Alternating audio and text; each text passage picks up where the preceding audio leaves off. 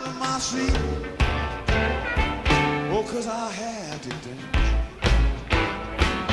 Started moving my feet. Oh, yes, and clapping my hands. But no, they never stop rocking.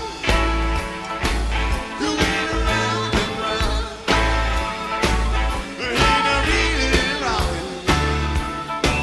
With a crazy sound. But no, they never stop rocking. Till the moon went down. Woo!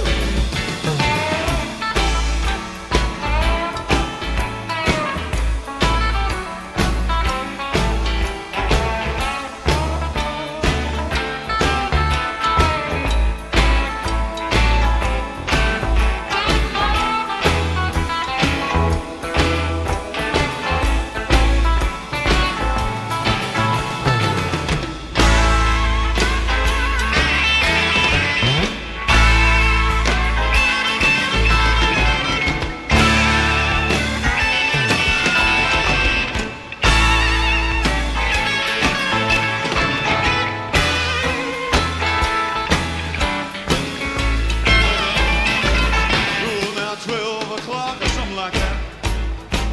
And all the place was packed. The front doors, they was locked. See, that old place is packed. But when the police knocked, well, them old doors blew back. They blew back, but no, they never stopped rocking. Going around and round.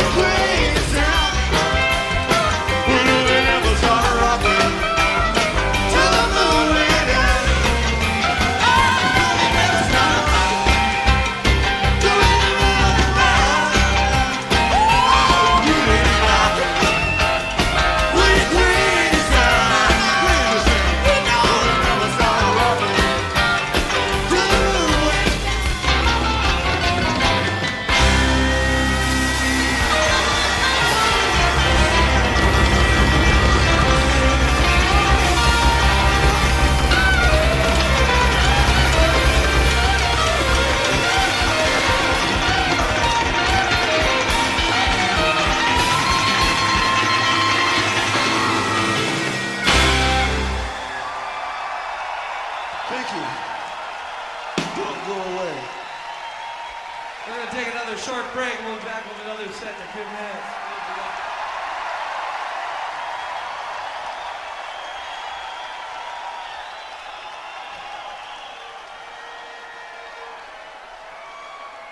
I'd like to thank John Cipollina, Lee Oscar, Matthew Kelly, and Greg Arico back there on the drums, and I didn't see everybody else.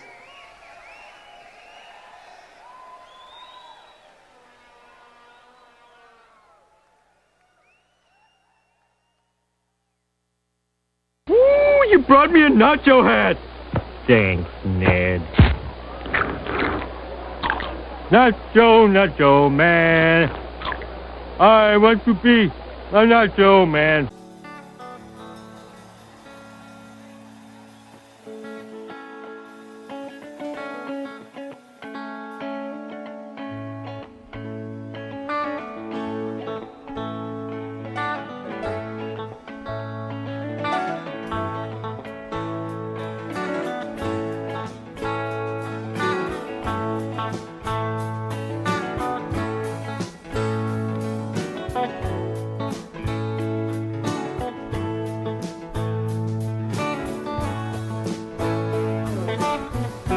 Picture a bright blue ball just spinning, spinning free, dizzy with eternity, painted with a skin of sky, brushing through clouds and sea, going home for you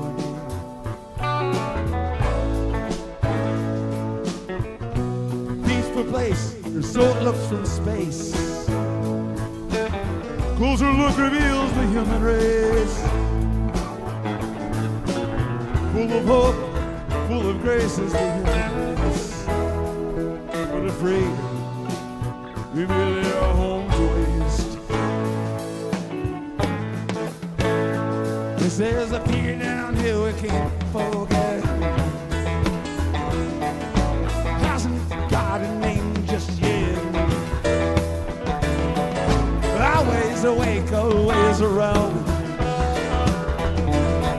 Ashes, ashes, all fall down. Singing ashes, ashes, all fall down. Watching the ball when the balls on the nighttime ball. Begin the hunt begins. Begin the blood wind calls. By and by again, the morning sun will rise. The darkness never goes. Some men dies. But no, schools on walks and rolls the streets. Taking time, dividing up meat. Nightmares spook a piece of heat.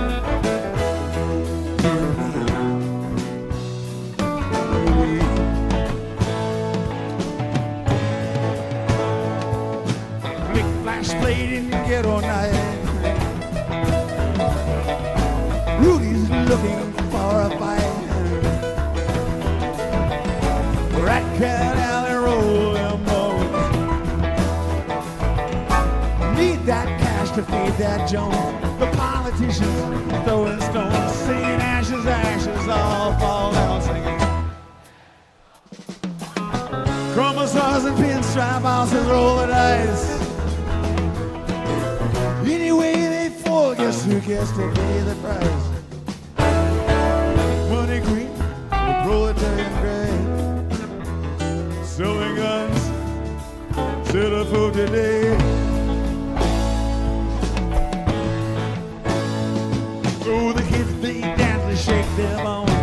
Politicians throwing stones, singing ashes, ashes, all fall out.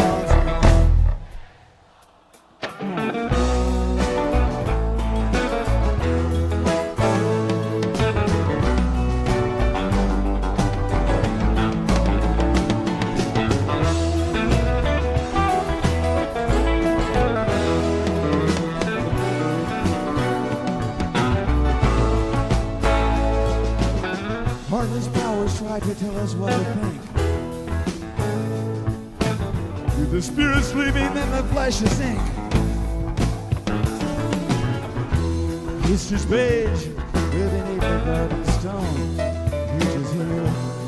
We are on our own. We are on our own. On our own. On our own. We are on our own. We are on our own. We are on our own. We are on our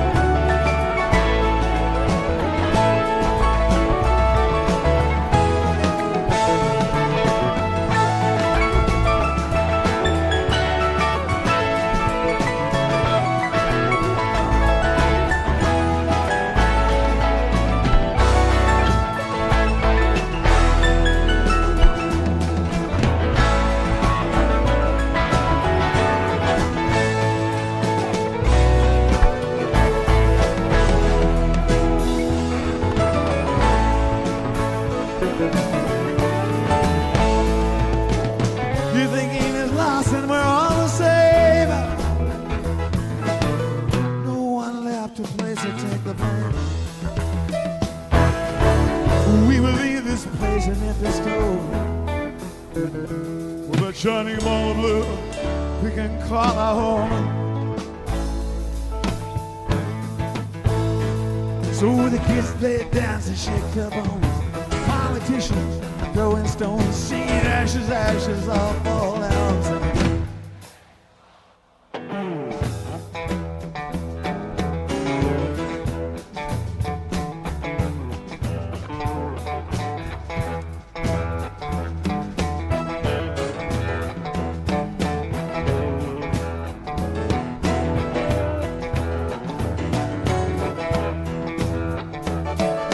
Shipping powders look back and forth.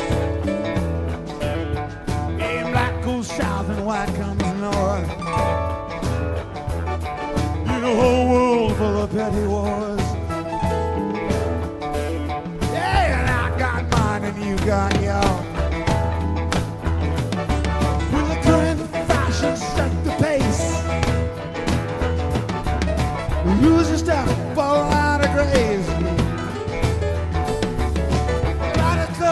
Here out in rain, singing someone got to turn the page. The rich man in his summer home, singing just leave, we're not alone. The pants are down, his cover's blown, and the politicians throwing stones. So the kids they dance and shake their bones. It's all too clear we're on our own, singing ashes, ashes all fall down, singing. Picture a bright blue ball just spinning, spinning through. It's Disney, the possibilities. You're not gonna live forever. I'm not stupid, Lucius. No one lives forever. No one. But with advances in modern science, my high level of income, I mean, it's not crazy to think I can't live to be 245, maybe 300. Heck, I just read in the newspaper they put a pig heart in some guy from Russia. You know what, I mean, you know what that means? No, I don't know what that means. I guess longer life. Well, no, he didn't live. Oh, he didn't live? No. Oh. It's just okay. exciting that we're trying things like that. Yeah. Yeah. All right, guys, you're listening to WAIF 88.3 FM in Cincinnati. Got some more good stuff for you. Let's see. We've got some surprises. Jesse brought in some rare gems like he usually does. We're going to switch gears a little bit. You guys just missed a great 123178 Sugar Mag from Winterland and Around with John Cipollina of Quicksilver from that same date. Throwing Stones, that was from Dick Picks 17 that you just were listening to. All right, so let's see. We've got, this was from the WAIF benefit last year at the Urban Artifact. Is that correct, Jesse? No, that's No? from last Saturday evening at the Urban Artifact. This was? Yeah. Oh, okay, gotcha. Glow Stick Willie with Doug Wimbish, bass player for Rock Legends Living Color, sitting in. Nice. This Him, is, him and Buddha playing together, huh? Oh, yeah. That's awesome. You don't see a lot of bands with two bass players. Right. So. Not that often. Well, let's check this out here. This is from Glow Stick Willie, one of our favorite guys, one of our favorite groups. Have them in at least once a year, and one of these days I'm going to get them to play at my benefit show. Maybe. Anyway, maybe. We'll see. You can check Ramblin' Rob out on Facebook. Also, check me out on YouTube. And you can also check me out on Ramblin' Rob's Greatest Story Ever Told official Facebook page. So you're not going to get this type of music anywhere else in Cincinnati, that's for sure. This one, Glow Stick Willie, from how many days ago? 5 days ago?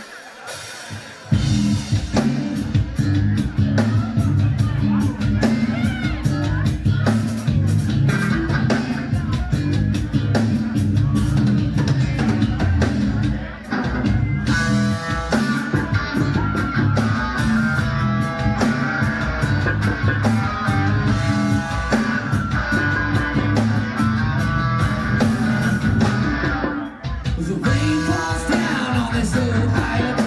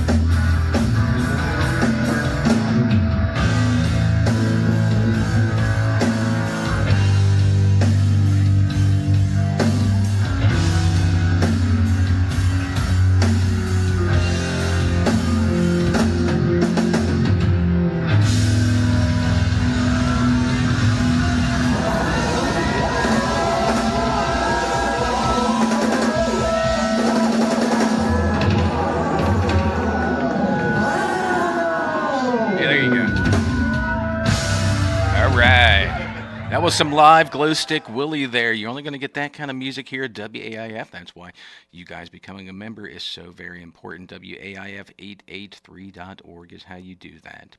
So, yeah, we've got some more Grateful Dead on the plate tonight. Probably going to play some Freak Bass here later on, too, before he gets out of here since he's sitting in studio with me. And speaking of that, how you doing tonight, man? I'm doing wonderful. Happy Thanksgiving to you, Mr. Rob. Happy Thanksgiving to you. I hope you had a good one. You got a lot of good grub in you. Did you have the feast today? I had the tofurkey today. Yeah, my first time. I've been a vegetarian almost half my life. We were talking about this off air, and this is actually, everybody, every year they're like, well, I'm sure, haha, you've had tofurkey. And I was like, I've never, because, there's so many sides you don't even need really that usually. Yeah. And so I've, finally did it. So I'm officially had my tofurkey. So you'll buy it again? Thing. Oh, I loved it. It was great. It in the shape of a turkey, or is it just No, it's more square? like in a roll. It's kind of in a roll, almost kind of that kind of way. Yeah. Well, and it has dressing too as well, vegetarian dressing, of course, as well. So, yeah, it was great. I loved it. Interesting. So you're in here usually every Thanksgiving with me, since the show usually falls on Thursday. You usually play on Fridays. Yeah. And you're playing tomorrow, right? Is that tomorrow right? night? Yeah, I'm super excited. This will be our 4th year in a row playing the Southgate House Revival. And, we try to make each year a little bit more special. Because hometown show, we don't get to play in Cincinnati a whole lot anymore. So this is always a really big and exciting one. And the added benefit of getting to sleep in our bed and not like a motel or in the middle of nowhere. That's right. So, it's going to be great. We got Sammy Garrett, who's been she's from the group Turquoise, and she's been doing a lot of recording and gigging with me lately. And she's flying in. We're picking her up from the airport in the morning. And, yeah, so it's going to be a really good one. Tomorrow night, what time? Doors are at 7. Show starts at 8. A great group called Strange Mechanics are starting the show. They've been in studio. I figured they probably had. And, so it's an all-ages show, too, as well. And so nice. Tickets are moving pretty quick, so you can grab them online, or if you can always pick them up at the door, too, that night, of course. I played, it was probably 6 months ago. It was right when you first threw it out on Facebook. It was you and Sammy doing a tune just together. Oh, probably Love in Your Pocket. I was going to and say, you played the acoustic version too, yes. which I thought was super cool. Yeah. I like that. That was a good tune. Thank you. Yeah. So I'm excited that you're in town. Like you said, you're always out and about, traveling across the U.S. It's been a year since you've been here. So where have you gone? What have you been doing the last year? Anything exciting? Anything new that's going on? Yeah, we got a few things that just happened in the last couple. We haven't really gone even public with both of these things that we're talking about. So this is kind of semi-exclusive. Yeah. So we've talked a little bit about it, not too much, but probably the coolest thing I'm really getting excited about. We just signed a deal with this really great record label called Color Red, which they're out of Denver, Colorado. Mm-hmm. It's run by. It started by Eddie Roberts. Eddie Roberts is the head of the band New Master Sounds, and started this label. It's almost kind of in the frame of like a Blue Note was with jazz. Right. Very artist friendly, very like funk and soul oriented, and so. Come May, we're releasing with all these singles we're releasing. We're taking those singles plus some new material. I'm flying out to Colorado in February, and we're going to record some new stuff at at Color Red Studios. Eddie's going to be producing it, along with some of the other singles we already have. So in May, we're going to release a full-length album on vinyl too as well, which I'm super excited about. We have so many people ask us at shows, when are you going to release something on vinyl? So this is it. And but before that, on January 15th, Color Red's releasing our next single, which is going to be available through their label. It's called Freakonomicron, which is coming out then. Yeah, so it's crazy song. A mouthful. Yeah, it is. And so that just kind of went down, and then about a week or so before that, really cool booking agency, got in touch with us, and they do New Zealand, Australia, Asia, and Canada, and so we're going to start working with them, as well as the work that we do in the States. We're going to start, I think this summer, we're going to be doing some dates in Canada, some festival dates, and then come next fall, Australia, New Zealand, and Asia too as well. So they book Dumpsta Funk, they book Big Sam's Funky Nation, so it's the same kind of touring circuit that we're on. So pretty excited about that. So are you international? I guess you have to get a passport. Yeah, I mean, I've done. I've played all this. I mean, I've played Canada quite a bit. I've played Australia a couple times. Played New Zealand once. The bass, actually, my signature bass is actually made in New Zealand, so I've been there for that. Right. And obviously the UK a few times, but it's been more kind of, just little spotty gigs here and there. This where it sounds like we're going to might be over there for like a little bit longer periods of time too as well. So See, I think you'd be big in Asia, man. I think like 18,000 Japanese schoolgirls screaming "Freak bass!" Yeah. Not out of the picture. Yeah. But yeah, that's definitely definitely influenced by the whole Asian and kind of, especially on the visual side of stuff, which is what we kind of did in our most current video, Stepping Out of Line. We kind of took the whole kind of Godzilla, kind of look from like the late 50s, early 60s, and kind of tried to incorporate that into it.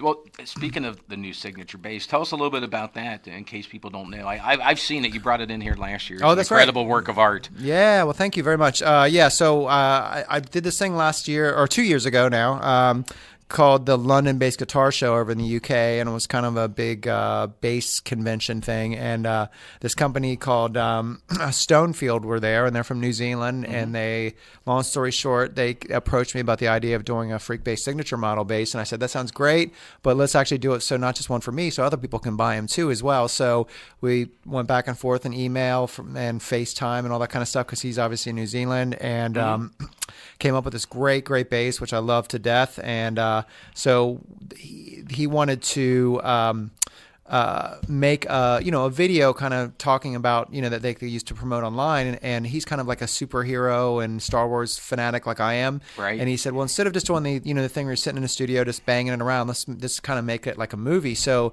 they flew me over to New Zealand, Christchurch, New Zealand, and we filmed this actually like kind of mini movie by this director. It's called Looking for the Bass Maker, and it's like me traveling across the countryside in New Zealand, a lot of places where they film like Chronicles of Narnia and stuff like that. They used drones. It was a pretty big production, and you can find it online. Again, just look up Freak Bass, Looking for the Bass Maker. It's really cool. So I'm going through the whole video. I'm looking for this ultimate, just like the lightsaber thing. I'm at the countryside looking for this ultimate bass, and I finally find they had this like Russian car, and they put like all this like gold lights and smoke into it. At the end, I like lift it up over my head, and it's almost like the scene out of Pulp Fiction when they lift up in the suitcase kind of thing. Right. And it was really cool. So yeah, they do. So that's what they're using to promote it. But it's funny because at the same time, when I was over there filming it, Tom, who's the head of the company, he had this big, huge case in his workshop, and I'm like, what is that big case over there? That looks a little bit too big for a bass. What is that? And he's like, oh, that's for like in the future when I'm eventually gonna do a double neck bass. And I'm like, dude, we're doing the double deck bass now, So I kept on him about it, and 6 months ago, he just sent me the double neck bass, which I will have tomorrow night at the Southgate House, and it's pretty special. It's pretty cool. Yeah. So have you played it before? Is tomorrow night the first? I've played it a few times. Yeah. But getting comfortable with it the last few months. But it's a pretty special thing, and bring it out for a few songs and have a really good time with it. What's the difference? I'm not a musician. What's the difference between the neck, just the amount of strings? Sure. Right. Well, the top neck is like a standard four-string bass, but the bottom neck is a 6-string piccolo bass. So it's kind of same tuning as a guitar, but the gauges are a lot thicker, so it's like heavier kind of. It's like the Jack Bruce used to play one back in the Cream days, yeah. Gotcha. And so same concept, and it works. I do a lot of looping stuff live, and so it's kind of nice because I can kind of start some chords on the 6-string, loop that, and then put some other stuff on the bottom, and you can just create this little mini symphony with your bass, yeah. Yeah, almost a whole nother layer there. It really, yeah, big time. Interesting. So you've got your show tomorrow at the Southgate. It sounds like a really good time. Hopefully a lot of listeners will pop out there and check you out. If they do like what they see, have you got any social media, Facebook? You look like a guy who's super high tech. You keep track of all this Twitter and everything. Yeah. Well, I'm a like we talk off air a lot. I'm a superhero geek fanatic, and so like I get like Twitter. I'm a Twitter fanatic, but it's a big part of it is because it's always like when's the next Avengers trailer dropping, or when's the next Batman video dropping, so it's a lot of that for me. Right. But yeah, so on Twitter, speaking of which, this is twitter.com, and that's freak at just /freakbass, FREEKBASS. Same with Instagram, FREEKBASS. Our Facebook page is actually Freak Bass Music, same spelling, just with music added to the end. And of course, if you want to find everything, just go to FREEKBASS.com. That's got everything right there, and all the links right there to make it super easy. Yeah, So there you go, guys. And Freakbase, a big supporter of WAIF, always gives us some great gifts each and every year here for our silent auction at the benefits. So yeah, big thanks to you for that, man. Oh, It was man. some awesome gifts, man. We had people battling, and people just literally throwing money at us to try to win them. They were such awesome presents. Yeah. Well, it's why you don't have stations. I mean, I travel all the time, and there's not.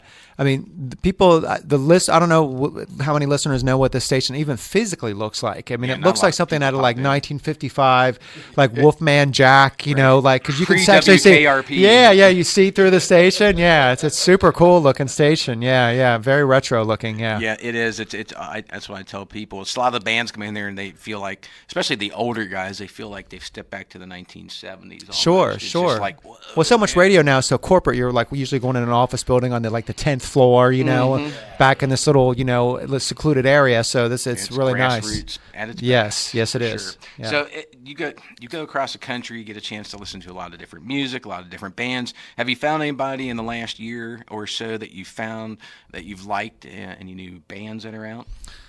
Oh yeah, Anybody there's you're actually listening one. to that You you're know like, what? There's a band that actually I'm good friends with Mike Gordon from Fish, and we've gotten to be, our family's gotten to be friends, and we hang out a lot. So I went out and hung out with him a few weeks ago up in Vermont, and he turned me on to this band who are just really wild. If your listeners have heard, they're called Palm, like the palm of your hand, PALM, and they're almost like. It's like if you had like a drum machine, but it didn't work correctly. But it's all live. It's not electronic at all. Like the whole band, it's all like this live with. Okay, get this: the drum machine not working correctly, mixed with King Crimson. Oh, No, it's a interesting. really weird, they got the Robert Fripp kind of thing happening, but like this weird broken rhythm. So they're very, very original. So check them out. They're just look them up online. It's Palm, just like I said, the palm of your hand. So I really like that. And actually, Sky, my keyboard player I've been playing with, is turned me on to this band that he was in a band called Foxy Shazam before he toured with me, and he used to tour. They played the Warped Tour a few years in a row, and this band they used to tour with a lot. They're called Bad Rabbits, and they're really Rabbits. cool. They're kind of like heavy.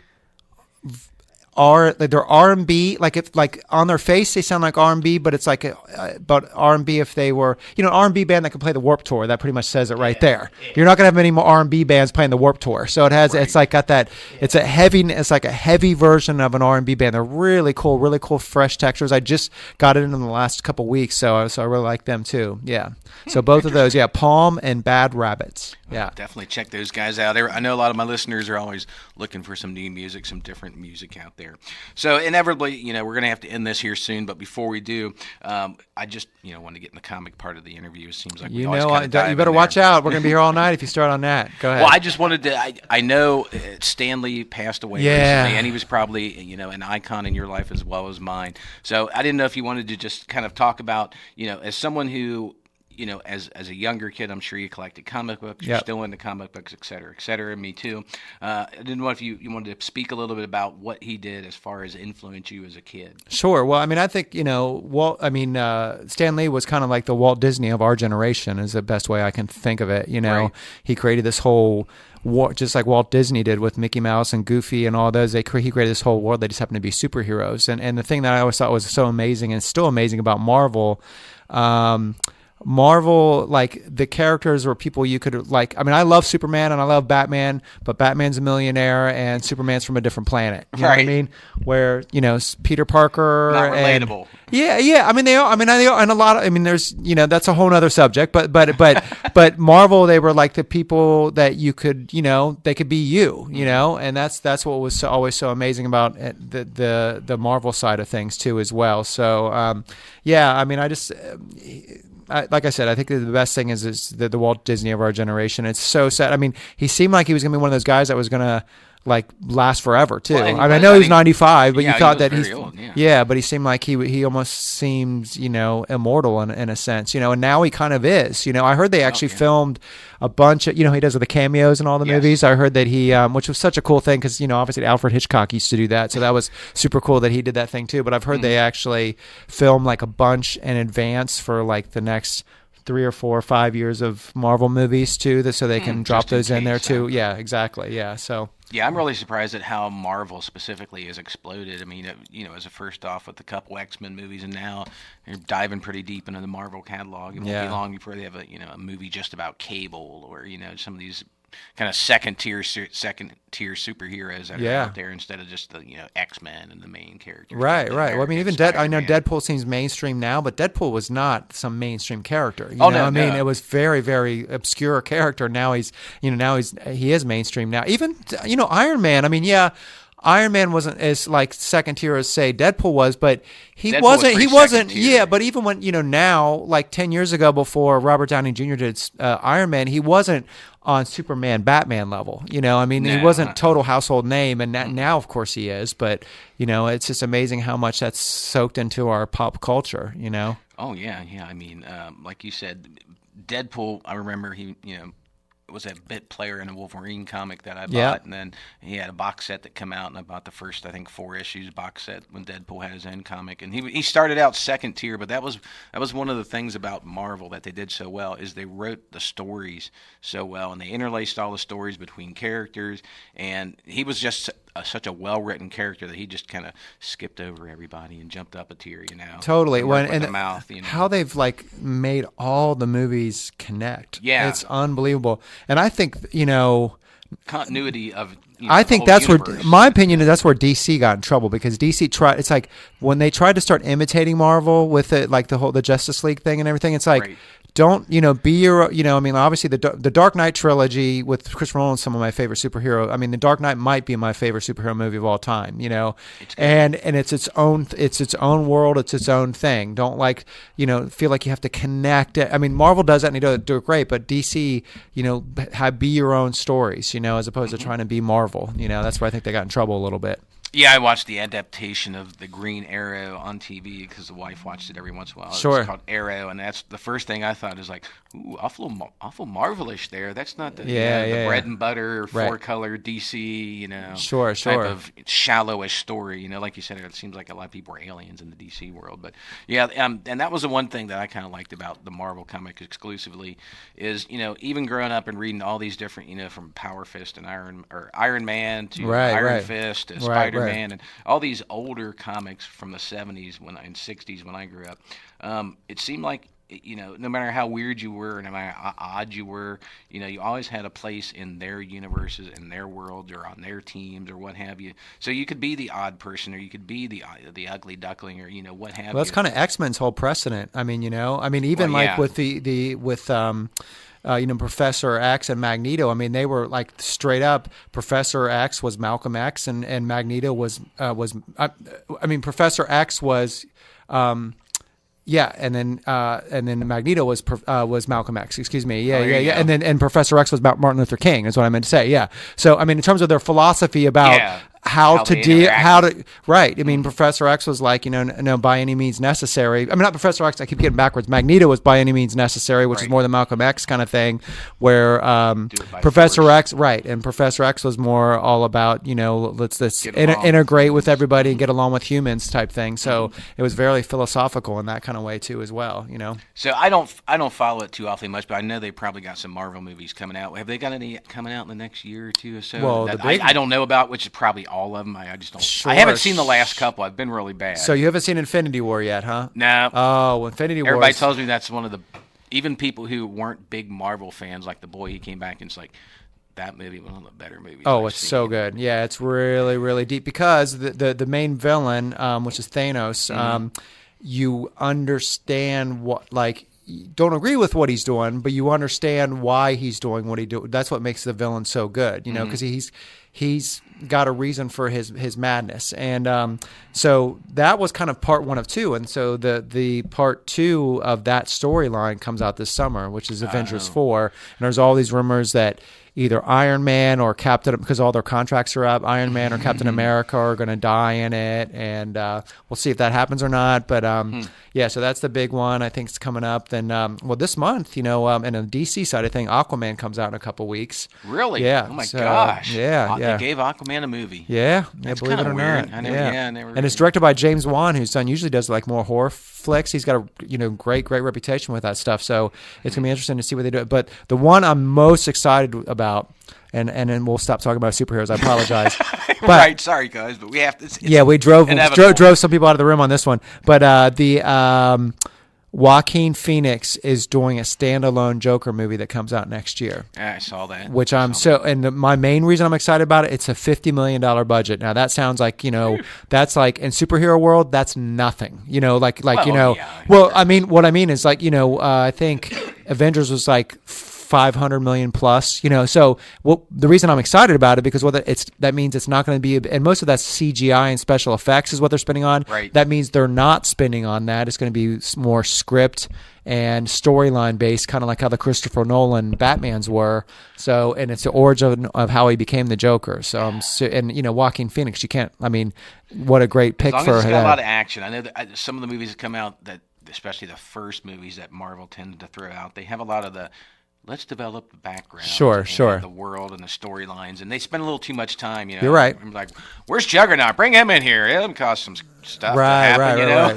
Right. Now, did you see? We just watched this last night. Did you see? And I'd seen it before, but did you see Logan? No. Like I said, I haven't seen the last half dozen or so. You should go see Logan. So, not go see it. You can rent it now, obviously. Netflix, but yeah, exactly. It's it's obviously about Wolverine, and it's based off of the comic Old Man Logan, which is basically Logan. He's a lot older in it. Still Hugh Jackman playing him, but his powers aren't quite working as good, and so it's a very like reality based. Has he kind lost of thing. his adamantium skeleton? Well, he's still got it, but there's some stuff. I don't want to give too many spoilers away, but there's some stuff that's causing us some problems with it. Put it that way. Yeah. Yeah, that was one of when I got the comment, the issue that Magneto sucked all the adamantium out of Wolverine's bones. When I got that when I was younger, I was like, wow, yeah, that's hardcore. Stinks. Yeah. Yeah, he'd asked for it, but anyway. Yep. Okay, well, I'm looking up at here and going, oh my God, I've kept him on the air for like a half hour. I told him it'd be like I a told 10-minute you, interview. open up that superhero can of worms. You're done. You're done in. Yeah, I'm just playing this bass guitar business just so I can talk about superheroes. That's the main thing. Yeah. You probably got stacks of comics at home. I only kept like maybe 50 or I'm more editions. and I'm also like the movie stuff I'm really into, just like the whole Marvel universe and the DC universe and a lot of I'm really into being on the road so much. I listen to a ton of podcasts, and so there's a lot of great podcasts out there. Any recommended to listeners? Oh yeah. Holy Batcast is a great one. Really good. Batcast, there you go. That's a great one. I listen to that quite a bit. There's Batman on Film, which was the original one. That's the very first podcast. They always call themselves the original.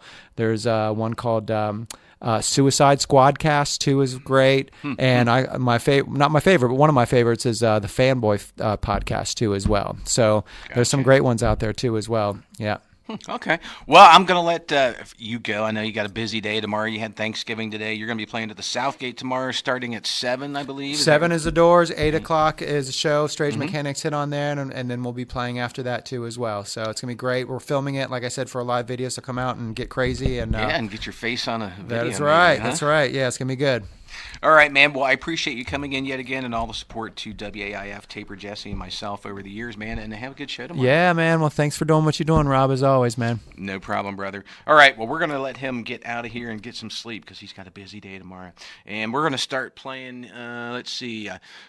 We've got some more Grateful Dead on the plate a little bit later, but I think we've got music from the Big Pink up next. I'm going to let Jesse, he's got it actually on vinyl. He brought in the classic double vinyl album here. Always a great thing to hear the needle on that record, depending on the needle condition, I guess. Sometimes their needles get used a lot. Sometimes they don't get changed a lot, but let's see. This was I'll flip over here in a second here and let Taper Jesse tell you a little bit about the music from the Big Pink and the House and stuff like that, or he can just read right off the back of the record and give you a little ditty-wop there for you. Well, anyway, you're listening to WAIF. We're 88.3 FM. Become a member today. And speaking of that, let me tell you guys, I've got just 1 minute here of something important that I need to let you guys know. Well, it's not me. It's our celebrity talking head here. Thanks for tuning in to listener-supported WAIF Radio. We're in the middle of our fall member-thon. Help keep WAIF Radio on the air and indicate your support of this show by making a pledge right now. Your gift of $25 or more makes you a member and gives you voting rights at the WAIF annual meeting. And you'll receive the WAIF Alert newsletter and a WAIF sticker for your car. If you choose to pledge $150 or more, we'll place an engraved commemorative brick in the plaza in front of the WAIF studios.